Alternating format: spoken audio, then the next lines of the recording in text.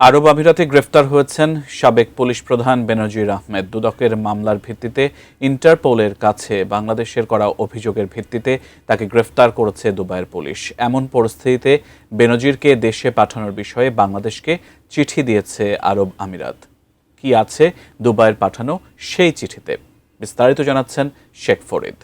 জনগণের ক্ষমতা এবং রাষ্ট্রের ক্ষমতা যারা অবজ্ঞা করার দুঃসাহস দেখায় তারা আহম্মক। দুবাইয়ে গ্রেপ্তার সাবেক আইজিপি বেনজির আহমেদকে দেশে ফিরিয়ে নিতে বাংলাদেশকে আনুষ্ঠানিক প্রত্যর্পণ আবেদন পাঠানোর আহ্বান জানিয়েছে সংযুক্ত আরব আমিরাত। আমিরাতের স্বরাষ্ট্র মন্ত্রণালয়ের অধীনস্থ এনসিপি আবুধাবি থেকে বাংলাদেশ পুলিশের এনসিপি ঢাকা শাখায় এই আহ্বান জানিয়ে একটি আনুষ্ঠানিক চিঠি পাঠানো হয়েছে। চিঠিতে আগামী ৩০ দিনের মধ্যে প্রয়োজনীয় নথিপত্র সহ বেনজির আহমেদকে দেশে ফিরিয়ে নিতে বাংলাদেশকে আনুষ্ঠানিক প্রত্যর্পণ আবেদন পাঠানোর আহ্বান জানানো হয়। চিঠিতে বলা হয়েছে, বাংলাদেশের দুর্নীতি দমন কমিশনের মামলার প্রেক্ষিতে ইন্টারপোলের রেড নোটিশ অনুযায়ী বেনজির আহমেদকে গ্রেপ্তার করা হয়েছে।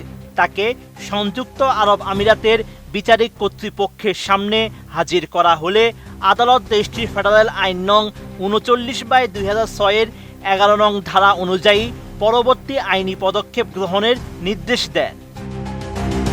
উন্নত মানের কাঁচামাল আরআইএল অ্যাঙ্গেল এন্ড চ্যানেল। এখন কাঠের দিন শেষ, আরআইএলের বাংলাদেশ।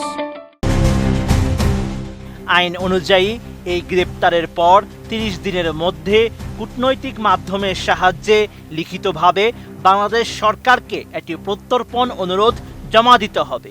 এছাড়া আরব আমিরাতের ফেডারেল আইন অনুযায়ী বেনজির আহমেদকে বাংলাদেশের কাছে হস্তান্তরের জন্য মূল অনুরোধ পত্রের সঙ্গে কিছু গুরুত্বপূর্ণ নথিপত্র সম্পূর্ণ আরবি ভাষায় অনুবাদ করে উপযুক্ত স্বাক্ষর ও সিলমোহর সহ জমা দিতে হবে।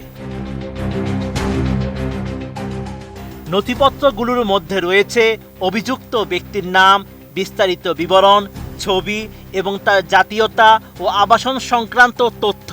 যে অপরাধের জন্য তাকে অভিযুক্ত করা হয়েছে, বাংলাদেশের আইনে তার ধারা, সর্বোচ্চ শাস্তি এবং সীমাবদ্ধতার সংবিধির কপি, বাংলাদেশের বিচার বিভাগীয় কর্তৃপক্ষ কর্তৃক জারিকৃত আন্তর্জাতিক গ্রেপ্তারি পরোয়ানা, মামলার ঘটনার বিবরণ, অপরাধের ধরন, সময় এবং স্থান উল্লেখপূর্বক তদন্ত প্রতিবেদনের অনুলিপি। যদি ব্যক্তিটি এরই মধ্যে সাজাপ্রাপ্ত হয়ে থাকেন তবে আদালতের রায় এবং সাজা কার্যকরের আনুষ্ঠানিক অনুলিপি। এর আগে লন্ডন থেকে এশিয়ার একটি দেশের উদ্দেশ্যে যাত্রাকালে দুবাই ট্রানজিটে গ্রেপ্তার করা হয় বেনজির আহমেদকে। ২০২০ সালের এপ্রিল থেকে ২০২২ সালের সেপ্টেম্বর পর্যন্ত তিনি বাংলাদেশ পুলিশের আইজিপি ছিলেন। ৫ আগস্ট শেখ হাসিনা সরকারের পতনের পর দেশ ছেড়ে পালিয়ে যান বেনজির। Sheikh Farid, ATN news.